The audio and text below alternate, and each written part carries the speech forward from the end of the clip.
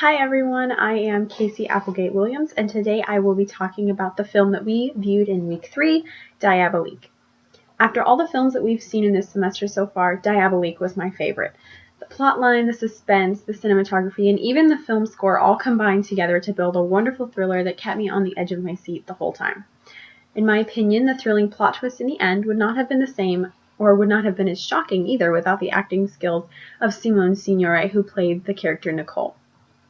Simone was born in Germany in 1921, and she was 34 years old when she starred in Diabolique.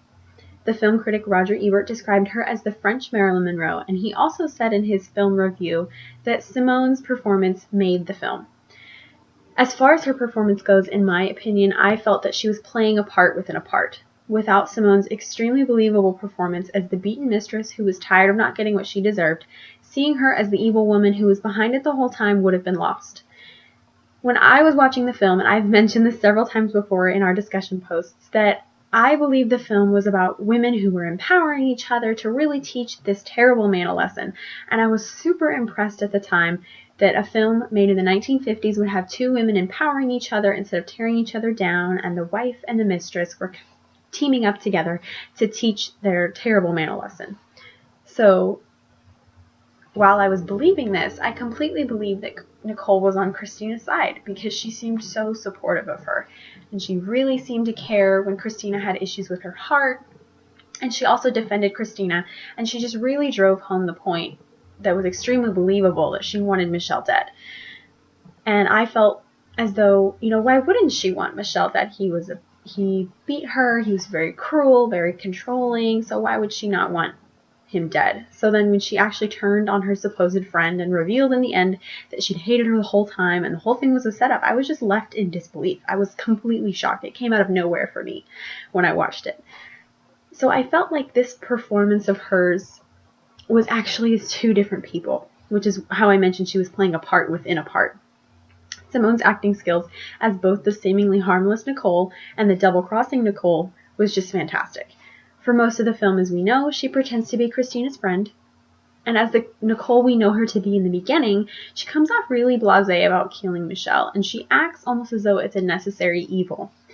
And this is where I feel like the true brilliance of her acting lies, because if you think about it, an actor gets their script beforehand. And so she knew that her character was going to be the double crosser. She knew her character was behind it the whole time, and yet she was able to pull off this lie as though it was a completely other character, and that is where I feel like she was very successful in that. So she also doesn't, as a character, doesn't push the idea of killing Michel onto Christina, when she is bringing it up to Christina, she kind of gives her the option of not doing it. She says, well, if you want to, I'm leaving now and you should just come with me. She doesn't really push it on as though she's being suspicious. She just kind of leaves it up in the air.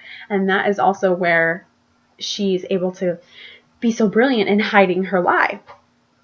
So we're led to believe that she does this because she cares about Christina as a friend. And by the end of the film, as we know, when Nicole is the backstabber, she's a completely different person. So we realize in the last few scenes of the film that she's been doing everything as an act to get Christina to believe that Michel was really dead. And that was just the big shock, right? So her performance as Nicole drove home the suspense and the plot twist.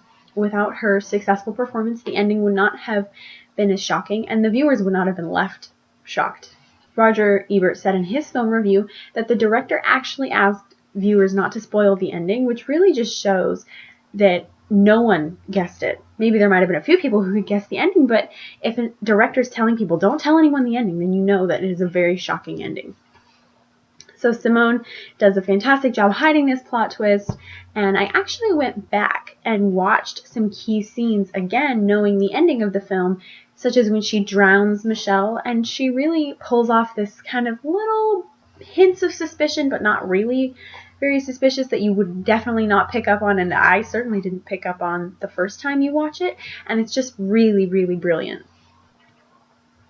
And I'd like to wrap it up by just reminding everyone how iconic this thriller really could be, because I watched a modern thriller recently, and I won't say which one it was because it could be a film that some of you might still want to see, so I don't want to ruin the ending for anybody, but I totally guessed the ending, and it was not a fun thriller to watch because while yes, parts of it were thrilling and there were great CGI effects and everything was cool, I had guessed 20 minutes into the film who the bad guy was, and I felt like it just didn't live up to the suspense of Diabolique, and I really feel like there's never going to be a thriller that is going to live up to the complete shock at the end of Diabolique, and this was all because, not totally all, but mostly because of Simone's performance as Nicole.